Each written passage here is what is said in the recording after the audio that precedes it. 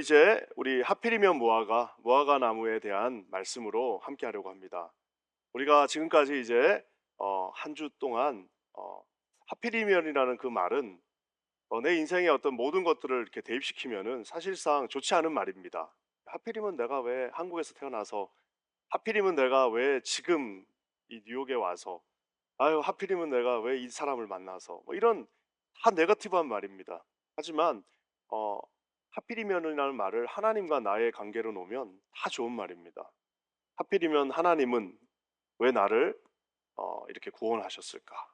하필이면 하나님은 왜 나에게 이런, 나를 선택하셔서 왜 이런 은혜를 주시는가?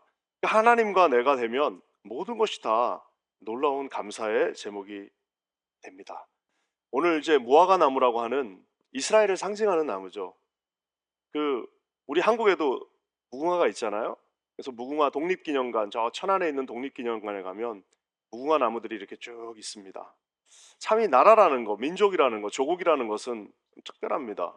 그래서 우리 예전에 그 김민기 씨가 작사한 내 나라 내 결애라는 노래도 있습니다. 보라동해에 떠오르는 태양, 이러면은 그게 어느 환경에서 들어도 가슴이 이렇게 갑자기 뭉클해지면서, 아, 내 조국, 내 나라, 내 민족, 이렇게 생각하면은 이 마음이 짠합니다. 그래서 그 노래는 이제 사실상 굉장히 아픈 노래죠. 그래서 내 아버지가 태어난 땅, 척박한 땅, 내 어머니의 조국, 갈라지고 막 상처 입은 땅. 그러면서도 그 노래는 마지막에 우리가 간직함이 옳지 않냐. 우리가 그래도 어려운 나라였지만 우리 어머니를 바꿀 수 없잖아요. 조국은 어머니라고 말한 것처럼 어머니를 우리가 싫다고 바꿀 수 없는 것처럼 주어진 이 나라는 우리의 조국이다. 이러면서 이제 바꿀 수 없다라는 것처럼 나라와 민족은 우리에게 특별한 마음을 주는데, 저 무화과 나무는 정확하게 이스라엘이라고 하는 나라를, 마치 우리나라에 무궁화가 있듯이 이스라엘은 무화과가 있습니다. 무궁화가 말 그대로 무궁하다. 딱 100일밖에, 딱 3달밖에 꽃이 없어요. 3달만 꽃이 있고 나머지 꽃이 없는데, 그 죽었구나, 얘 죽었구나 했다면 또 그 다음에 또 여지없이 100일 동안 꽃을 피우는 것처럼, 어 그래 샤론의 꽃이라고 그러죠. The Rose of Sharon이 무궁화의 영어 이름인 것처럼, 자, 죽었나 싶으면 또 살아나고, 죽었나 싶으면 살아나는, 진짜 우리 민족 수천 번의 고난 속에서도 야 이거 끝났구나 하면 또 살아나고, 병사호란으로 나라 다 망했구나 하면 또 올라가고, 임진왜란하고 왕도 도망갔는데 또 나라를 살리고, 이 계속해서 반복되는, 야 이건 진짜 뒤에 누군가 하나님이 계시지 않으면 설명할 수 없는 그 민족인 것처럼, 이스라엘에게도 이 한 무화과 나무가 한 저 정도 큽니다. 그러면은 잎사귀가 빽빽하게, 이 손바닥만한 잎사귀들이 빽빽하게 그곳에 있으면서 이제 여름이 되면 잎 잎사귀뿐만 아니라 열매들이 그냥 거기를 꽉 다 차지하고 있습니다. 싸서 먹으면 얼마나 맛있는지 몰라. 오늘 주님은 이 무화과 나무를 가지고 공생의 기간 동안 두 가지 완전히 다른 말씀을 하십니다. 첫 번째는 뭐냐면, 무화과 나무가 열매를 맺지 못해도 괜찮다, 이렇게 말씀하시고요. 또 한 번은 무화과 나무가 열매를 맺지 못하면 안 된다라고 말씀하십니다. 이 같은 무화과 나무인데, 한 번은 무화과 나무가 열매가 없어도 우리는 괜찮다라고 말씀하시고, 또 한 번은 무화과 나무가 열매가 없으면 안 된다라고 말씀하십니다. 저는 오늘 조금 큰 의미에서 이 말씀을 한번 살펴보면서 우리 인생에 이 무화과 나무가 어떻게 대입돼야 되는지를 한번 살펴봤으면 좋겠습니다. 먼저 무화과 나무가 없어도 괜찮다는 말은 우리가 딱 들으면 알아요. 어디 나오는 거예요? 예, 하박국 선지자가 했던 유명한 말입니다. 우리 하박국 3장 17절, 우리 18절 한번 다 같이 한번 읽어보겠습니다. 시작. 비록 무화과 나무가 무성하지 못하며 포도나무에 열매가 없으며 감람나무에 소출이 없으며 밭에 먹을 것이 없으며 우리의 양이 없으며 외양간에 소가 없을지라도 나는 여호와로 말미암아 즐거워하며 나의 구원의 하나님으로 말미암아 기뻐하리로다. 아멘. 하바크, 끌어안다, 매달리다라는 뜻의 선지자 이름입니다. 그러니까 하박국 선지자는 끌어안았어. 누구를? 백성을. 그리고 매달렸어. 누구에게? 하나님께. 그러니까 하나님께 매달려서 백성을 끌어안고 그 BC 약 600년, 즉 지금으로부터 한 2600년 전에 이스라엘이 가장 위기, 우리로 치면 임진왜란, 병자호란 합쳐놓은 겁니다. 왜냐하면은 지금까지는 아시리아에게 조공을 바치고 겨우겨우 살고 있었는데 갑자기 바벨론이라고 하는 느부갓네살 왕이 막 일어나면서 이 아시리아를 완전히 없애버렸습니다. 그러니까 우리로 치면은 일본한테 이렇게 조공 바치고 그리고 일제 살고 있었는데 갑자기 그냥 원자탄 맞고 일본이 없어진 거예요. 그러고 나서 신흥 강대국이 또 올라가는 그 상황에 이제 애굽이라고 하는 이집트 나라가 밑에 있었는데 그 이집트랑 또 바벨론이 싸웁니다. 이 틈바구니 속에서 이 강대국, 초강대국 느부갓네살, 신흥 강대국 느부갓네살과 원래부터 강대국 애굽이 둘이 싸우는데 그 사이에서 얼마나 이 이스라엘이 힘들었는지 모릅니다. 이게 누구한테 돈을 갖다 내야 돼? 이거 명나라나 청나라냐?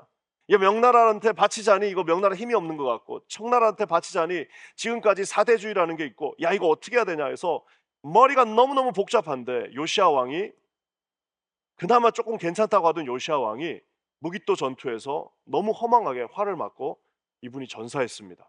그나마 민족의 희망이라고 하는 왕도 죽어버렸어요. 그러니까 이 나라가 조공은 바쳐야 되니까 온 백성들의 고요를 다 짜서 경제적으로는 피폐해져 있고 영적으로는 선지자들을 막 갖다 죽입니다. 그러니까 이 나라가 힘들어지니까 선지자들의 말을 듣지 하나님이 보낸 사람의 말을 듣지 않습니다. 그러니까 보면은 막 생각해 보세요. 그래도 아무리 전쟁이 나고 이래도 그래도 양쪽에서 성직자들은 그래도 좀 살려줍니다. 아무리 6.25 전쟁 중이어도 그래도 스님들 그래도 우리가 어떻게 스님들까지 죽이냐? 그래도 놔두자. 그리고 또 신부 옷 입고 있고 진짜 수녀들 이러고 있으면은 와서 그래도 움찔움찔합니다. 못해요. 그래서 그냥 살려주기도 하고 거기는 그냥 놔두기도 하고 하면서 심지어 그 잔악한 나치들도 그래도 수녀들 그 수녀원은 그래도 안 들어가기도 하고 막 그랬어요. 자 근데 시대가 악해지니까 주의 종이고 뭐가 없어요. 그냥 가서 그냥 다 쓸어버리는 이 시대가 하박국의 시대입니다. 하박국 얼마나 극도로 이 모든 것이 혼란스럽고 강대국 틈바구니에서 이제 왕을 잃어버리고 이제는 나라가 어떻게 되는지를 모르는 상황 속에서 경제적으로는 힘들어지고 영적으로는 풍전등화해요. 근데 딱 봤더니 오히려 악인들이 더 잘 돼. 아니 느부갓네살 왕은 쟤는 하나님도 안 믿는데 너무너무 잘 되는 것 같아요. 그리고 그 당시에 있었던 그 궁전에 갔더니 세상에 바벨론에 있는 그 궁전이 세상에 한 번도 보지 못한 휘황찬란한 것들로 다 차 있습니다. 그러니까 이스라엘 백성들이 낙심합니다. 하박국의 주제예요. 아니 어떻게 악인들이 저렇게 잘 되고 우리는 그래도 하나님 믿는 백성인데 이렇게 우리는 안 됩니까? 사랑하는 성도 여러분, 이것은 어쩌면 저와 여러분들이 신앙생활 하면서도 너무나도 많이 맞닥뜨리는 현실일 수도 있습니다. 아니 그 예수님 안 믿고 그냥 저 주일날에도 나가서 저렇게 잘하고 하는 사람들은 저렇게 잘 되는데 아니 우리는 왜 이렇게 힘들까? 아니 예수 안 믿는 우리 옆집은 저렇게 애들도 좋은 대학 가고 이러는데 아니 우리는 예수 믿는다고 애들 다 교회 보내놨더니 얘들은 왜 자동적으로 잘 안 될까? 나는 예수님을 믿으며 여기까지 왔는데 왜 내 인생에서는 이런 갑작스러운 고통과 고난과 이거 도대체 어떻게 해결할 것인가라고 우리가 하나님 앞에 매달려서 질문하는 경우들이 있습니다. 이거는 우리만의 문제가 아닙니다. 시편을 기록한 시편의 저자들도 똑같이 이 문제 속에 있었습니다. 그러니까 다 같이 힘들면 괜찮아요. 그러니까 차라리 다 같이 힘들면 괜찮아. 우리 60년대 학교 가면 전부 다 도시락을 겨우 그냥 싸가지고 올 정도면 괜찮은데 이거 누구는 엄청나게 잘 되는데 나는 안 되고 누구는 정말 대박이 났는데 우리 집은 힘들면은 그때부터 어려워집니다. 시편 73편 1절에 이렇게 나와 있습니다. 한번 우리 아사벳이 한번 읽어보겠습니다. 시작. 하나님이 참으로 이스라엘 중 마음이 정결한 자에게 선을 행하시나 나는 거의 넘어질 뻔하였고 나의 걸음이 미끄러질 뻔하였으니 이는 내가 악인의 형통함을 보고 오만한 자를 질투하였습니다. 예. 저 위대한 아삽도 내가 거의 미끄러질 뻔했다라고 말하고 있습니다. 이거 완전 넘어질 뻔했다라고 얘기하고 있습니다. 왜냐하면은 내가 고통당해서 넘어지는 게 아니라 악인들이 형통하고 오만한 자가 잘 되는 것이 너무 질투가 나 가지고 쓰러질 뻔했다라고 말하고 있습니다. 사랑하는 성도 여러분, 우리도 이렇게 살다 보면 참 그런 경우들이 많습니다. 특히 후배가 잘 되면은 진짜 힘들죠. 저도 후배 목사님들이 나보다 나이 많은 목사님들이 잘 되면은 뭐 그런갑다 그러는데, 얘 나보다 막 어린 친구가 그냥 막 잘 되고 이러면은 나 뭐 했지? 나 지금까지 뭐 했지? 막 이런 생각이 듭니다.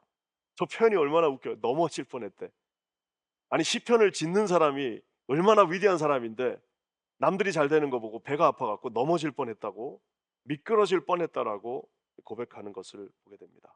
사랑하는 성도 여러분, 자, 과연 그렇다면 그 예수님을 안 믿고 하나님을 모르는데 막 잘 되고 이러는 게 축복인가요? 제가 늘 어, 묵상하고 주장했던 거지만, 베스터 총독이 총독이어서 예수님을 못 믿은 거예요. 그가 만약에 총독이었는데 갑자기 막 암에 걸려 갖고 갑자기 막 자기 위치에서 잘려 가지고 감옥에 갇혀 가지고 바울 옆에 있었다고 생각해 보세요. 그 가난한 마음이 그를 예수님께 가는 하나의 이 쥐렛대 역할을 했겠죠. 하지만 총독이니까 예수를 못 믿는 겁니다. 잘 돼서 못 믿는 거예요. 우리 중에 그런 분들 얼마나 많은지 모릅니다. 차라리 조금 힘들면은 어떤 하나님을 찾게 되는데, 인생이 그냥 잘 풀려나가다 보니까 하나님을 찾을 시간이 없어요. 그래서 우리 자녀들도 예수 없이 성공하는 것은 그거는 저주입니다. 예수님 없이 성공하는 것은 그거는 진짜 위험한 거예요. 교회도 예수 그리스도 없이 정말 간절한 기도의 분량이 쌓여가지 않는 상태에서 뭐가 잘 된다? 그거는 그거만큼 위험하고 그거만큼 소망이 없는 게 없어요. 차라리 예수님이 없으면은 차라리 안 돼야지, 이게 한 번이라도 다시 예수님께 갈 수 있는 기회라도 되는데, 예수님 없이 잘 된다? 세상에 이거보다 더 두렵고 무서운 것은 없습니다. 참 중고등부하고 청년부 할 때 진짜 많은 소리, 우리 자녀는 다 좋은데 교회만 안 다녀요. 난 이 말이 세상에서 제일 무섭고 제일 잔인하고 제일 정말 힘든 말입니다. 다 잘 됐는데 예수님만 안 믿어요. 우리 애는 다 좋은데 예수님만 안 믿어요. 그거 하나만 잘 되면 돼요. 우리 사위는 다 좋은데 예수를 안 믿어. 아유, 그것만 어떻게 되면 돼요. 우리 며느리는 정말 100%인데 예수 안 믿는 것 빼고는 다 괜찮아요. 저는 그 말 들으면은 가슴이 그냥 쿵 내려앉아요. 차라리 다른 것도 안 돼야지 예수님께 돌아올 확률이라도 있는데, 이게 우리의 마음을 슬프게 하는 것입니다. 바벨론이 너무 잘 돼요. 하나님을 믿지도 않고 오히려 하나님 믿는 사람들을 핍박하는데 바벨론이 그냥 승승장구합니다. 그러니 하박국의 눈에는 하나님 도대체 어떻게 된 겁니까? 우리 다 망했습니다. 도저히 이거 하나님의 자녀로서 면목이 서지 않습니다. 예수 지금까지 수십 년 믿고 왔는데 왜 우리 집은 이렇게 풀리지가 않아 가지고 고난 속에서 늘 초라하게, 늘 초라하게 이렇게 아무것도 없이, 예수님은 믿고 있지만 아무것도 없이 이러고 내 인생은 마무리됩니까? 오늘 그때 하나님께서 이 하박국 선지자에게 정말 유명한 말씀, 어느 정도 유명하냐면 결국에는 이 말씀은 바울 신학, 바울이 로마서를 쓰게 되는 로마서 16장 전체의 기둥이 되고, 그리고 또 수천 년, 1500년이 지나서 이제는 마틴 루터에게는 유럽 전체를 종교 개혁을 일으키게 하는 하나의 도화선이 되는 말씀을 가지고 오늘 이 말씀을 고백합니다. 우리 하박국 2장 4절인데요. 한번 다 같이 읽겠습니다. 시작. 보라, 그의 마음은 교만하며 그 속에서 정직하지 못하나 의인은 그의 믿음으로 말미암아 살리라. 아멘. 하나님 안에서 의인은, 우리 하나님 안에서 예수 믿는 자들은 믿음으로 말미암아 산다라고 말하고 있습니다. 이것을 바울이 의인은 오직 믿음으로 산다라고 고백하면서, 그러니까 그 관점, 그 프리즘으로 봤을 때에 모든 것은 다 배설물이고 나는 예수를 쫓아 푯대를 향하여 달려가고, 나는 오늘 죽어도 날마다 죽어도 나는 부할 수도 있고 가난할 수도 있고, 나에게는 오직 그리스도, 의인은 오직 믿음으로 말미암아 산다라고 말하고 있습니다. 중세 암흑 시대에 온 캐톨릭, 그 잘못되어진 정말 면죄부를 팔고, 목사는 자식에게 세습하고, 신부는 자기 자식들에게 세습하고, 신부가 왜 자식이 있냐? 다 있었습니다. 다 세습하고 면죄부를 팔고, 신학은 다 무너지고 교회는 이미 정치화되었고 하는 이 16세기 완전히 흑암 속에서 마틴 루터 젊은 수자에게 하나님이 저 말씀, 로마서의 말씀과 하박국의 말씀으로 다시 횃불을 일으키고, 다시 말 그대로 레포메이션, 종교를 개혁하게 만들어 주셨습니다. 왜? 의인은 오직 믿음으로 말미암아 산다라고 말하고 있기 때문입니다. 사랑하는 성도 여러분, 여러분에게 믿음이 있으십니까? 그리고 여러분 하나님을 사랑하시죠? 그리고 예수님을 여러분의 구주로 믿으시잖아요. 무화과 나무가 비록 없다 할지라도, 열매를 맺지 못한다 할지라도, 이유는 모르죠. 무화과 나무도 잘 되고 신앙도 좋으면 좋은데, 무화과 나무가 잘 되고 이러면은 간절하게 주님 앞에 기도할 이유가 없습니다. 언제 제일 열심히 기도하나요? 언제 마음이 가장 겸손한가요? 언제 정말 하나님을 붙잡고 계신가요? 언제가 하나님 앞에 가장 진실함인, 다른 거 다 필요 없고 주님만 계시면 됩니다. 오직 세상은 온데간데 없고 구속한 주만 보이면 됩니다라고 고백했던 시기는 무화과 나무가 없었을 때입니다. 사랑하는 성도 여러분, 오늘 주님이 말씀하십니다. 혹시 우리 가운데 지금 무화과 나무가 다 떨어지고 초라한 인생이 되었다 할지라도 걱정하지 마십시오. 우리는 오직 믿음으로 말미암아 산다. 우리는 믿음으로 말미암아 일어난다. 우리는 오직 믿음의 열매를 먹고 산다라고 오늘 다짐하시는 우리 사랑하는 퀸자인 교회 모든 성도님들 되시기를 주님의 이름으로 간절히 축원합니다. 우리 교인들은 늘 정말 착해요. 이건 내 말이 아니라 우리 방송을 열심히 듣고 있는 어떤 분이 늘 저한테 하는 말인가. 우리 퀸즈 아닌 교회 교인들은 정말 착한 것 같다. 시키면 이렇게 하고 저렇게 하면 저렇게 하고. 그런데 참 착한데, 그 순전한 믿음은 하나님을 사랑하는 마음에서 나옵니다. 우리 인생이 좀 어려울 수 있습니다. 그리고 모든 것이 다 하나님이 좀 신경 안 써주시는 것 같고, 다 같이 안 좋으면 좋은데, 이민생활 이제 처음 왔을 때는 다 같이 힘드니까 괜찮았는데 지금은 잘 되는 사람도 있는 것 같고 또 막 치고 나가는 후배들도 있는 것 같은데, 걱정하지 마십시오. 왜? 우리는 오직 믿음으로 하루하루를 살고 있고, 하나님은 가장 좋은 것을 가장 좋은 시간에 가장 좋은 방법으로 주시는 우리 하나님이심을, 또 우리 혹시 자녀들이 조금 어려움 가운데 처해 있다 할지라도 걱정하지 마십시오.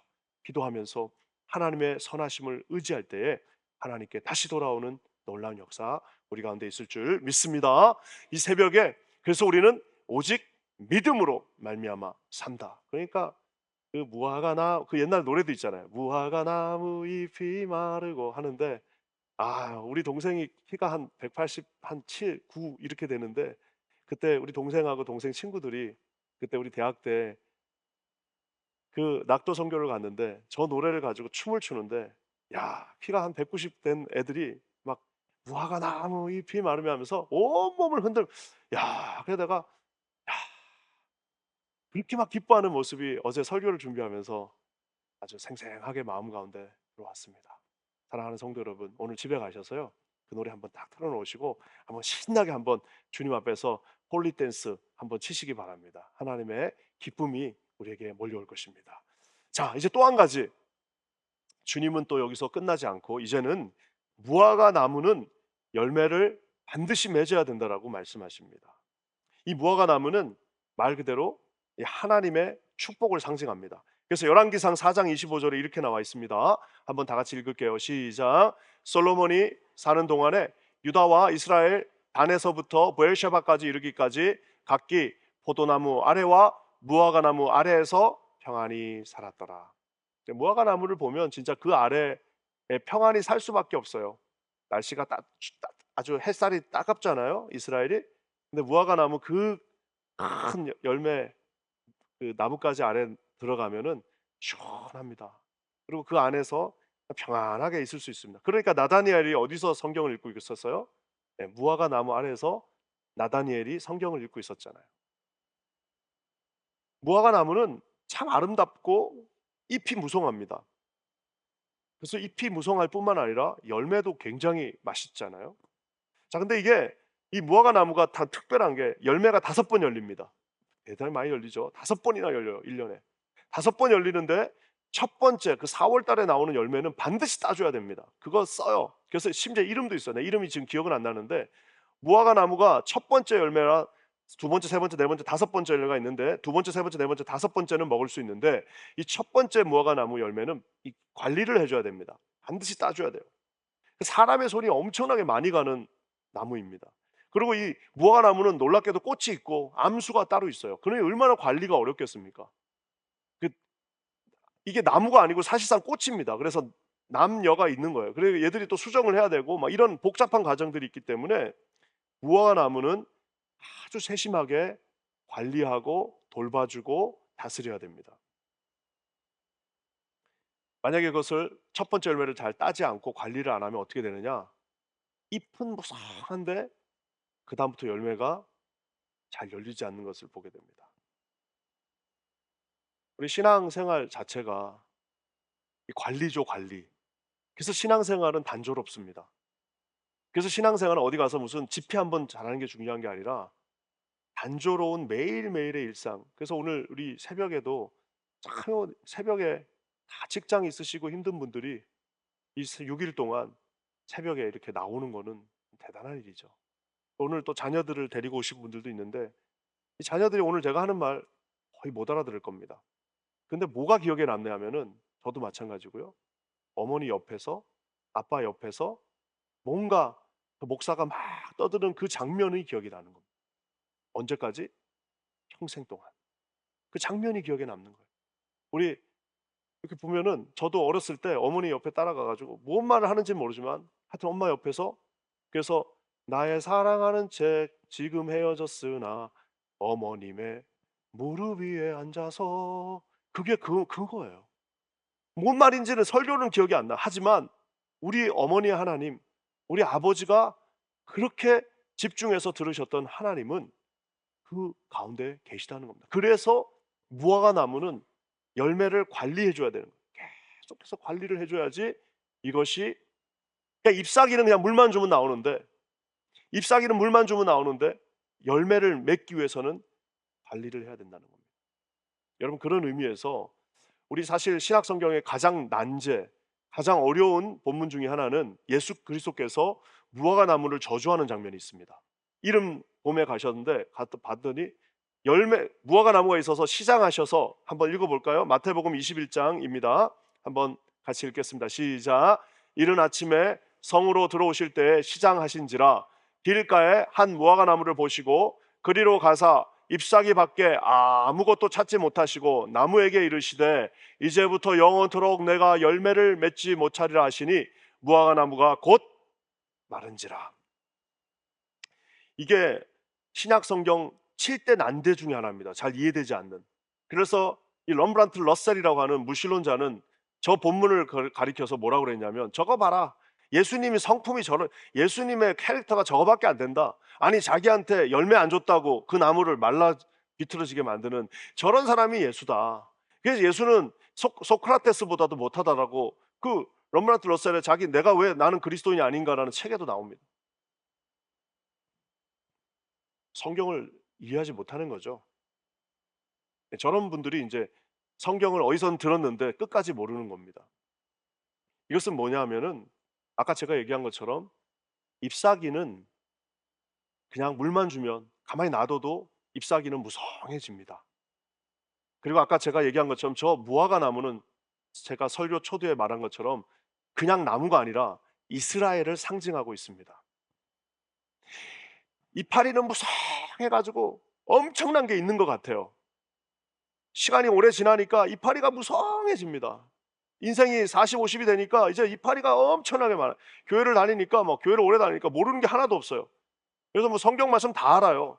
그래갖고 이파리는 엄청나게 많은데 정작 열매가 없는 거예요. 하나도 없어요. 왜? 열매는 오래 교회 다닌다고 열리는 게 아닙니다. 열매는 나이가 많다고 해서 열리는 것도 아니고, 열매는 교회에서 무슨 뭐 직분을 한다고 해서 그것도 열리는 게 아니에요. 열매는 하나님 앞에 관리를 해야 됩니다. 심각한 부조화. 열매는 있는데, 그러니까 이제 겉은 번질한데 열매는 하나도 없는 거예요. 전문 용어로 회칠한 무덤. 바리새인들이 툭 건드리면 말씀이 쭉 나옵니다. 툭 치면 그냥 말씀으로 사는 것 같아요. 하지만 열매는 그 가운데 하나도 없다라고 말하고 있습니다. 사랑하는 성도 여러분, 오늘 이스라엘은 심각한 문제 가운데 있습니다.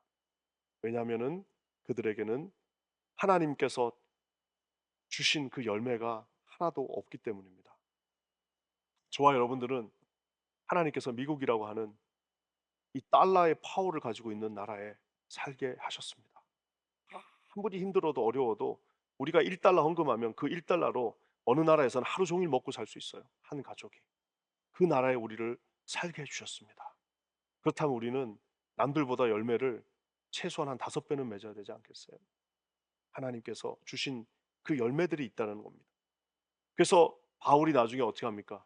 성령의 9가지 열매를 사랑과 희락과 화평, 오래 참음, 오래 참지 못합니다. 자비, 양선, 충성, 온유, 절제. 이게 이 9가지가 패키지입니다.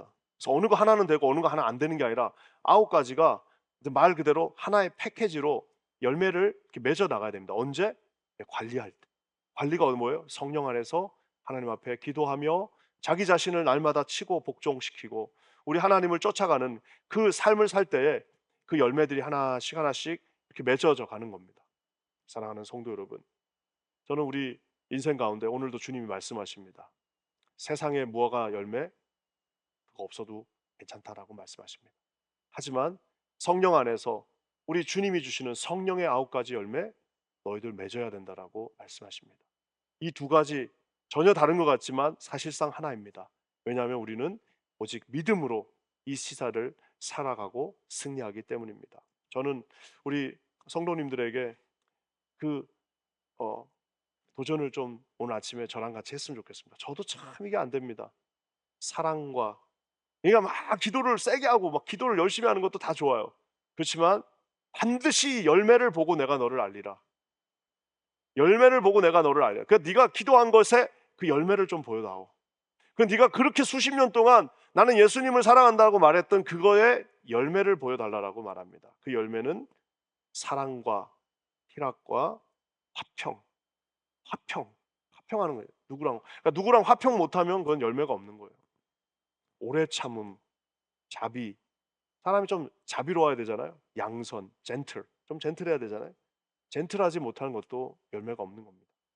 충성과 온유와 절제하고 하나님 앞에 하루하루 승리하실 수 있는 저와 여러분, 또 생명을 살리는 교회, 우리 주변에 열매를 줌으로 말미암아 죽어가는 영혼들에게 그리스도의 열매와 향기를 줄 수 있는 그런 거룩한 우리 성도님들 한 분 한 분 되시기를 주님의 이름으로 간절히 축원합니다. 예, 우리 무화과 나무입니다. 우리 교회가 무화과 나무예요. 그리고 열매가 주렁주렁 열려 있어서 여러분의 가정이, 여러분이, 그리고 우리 또 청년들은 지금부터 꿈을 꿔야 됩니다.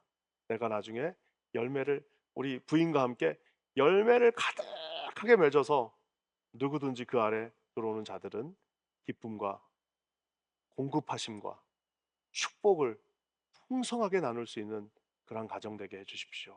여러분, 오늘 이것이 우리 모두의 커다란 기도 제목이 되시기를 주님의 이름으로 간절히 축원합니다.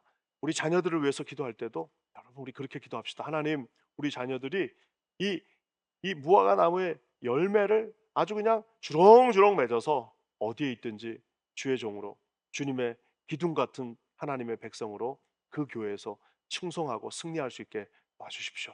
이렇게 우리 기도하면서 하나님 앞에 나갔으면 좋겠습니다. 다 같이 기도하겠습니다. 하나님, 오늘도 왜 하필이면 이 무화과 나무를 우리에게 허락하시고 우리에게 그 무화과 나무의 열매를 맺으라고 말씀하신 주님을 바라봅니다. 오늘 하루 우리 주님 안에서 승리하는 거룩한 백성들 되게 하여 주시옵소서. 놀라운 일을 이루실 주님을 찬송하며 예수님의 이름으로 간절히 기도합니다. 아멘.